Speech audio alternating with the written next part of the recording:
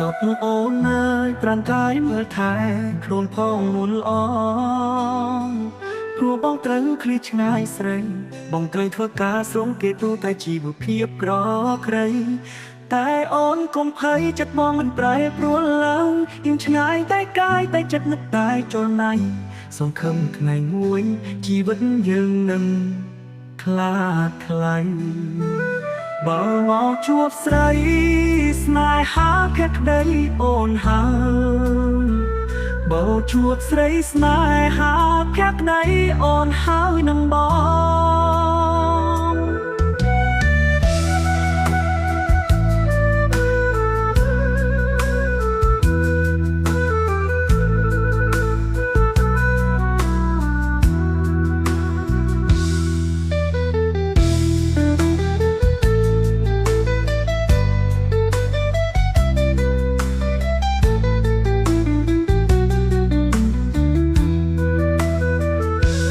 សត់អូនអើយត្រឹមតែមើលថែខ្លួនផងមូលអងព្រោះបងត្រូវឃ្លាតឆ្ងាយស្រីបងត្រូវធ្វើការស្រងគេព្រោះតែជីវភាពប្រក្រៃ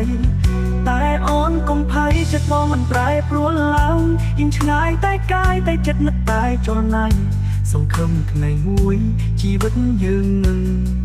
ខ្លាចថ្លៃបើមកជួបស្រីស្នេហាភក្តីអូនហើយ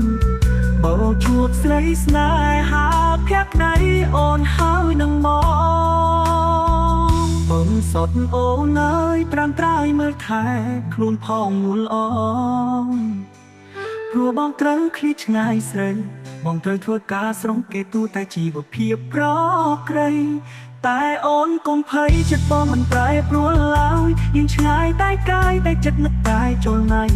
សង្ឃឹមថ្ងៃមួយជីវិតយើងនឹងខ្លាចថ្លៃបើមកជួបស្រីស្នេហាភក្តីអូនហាមបង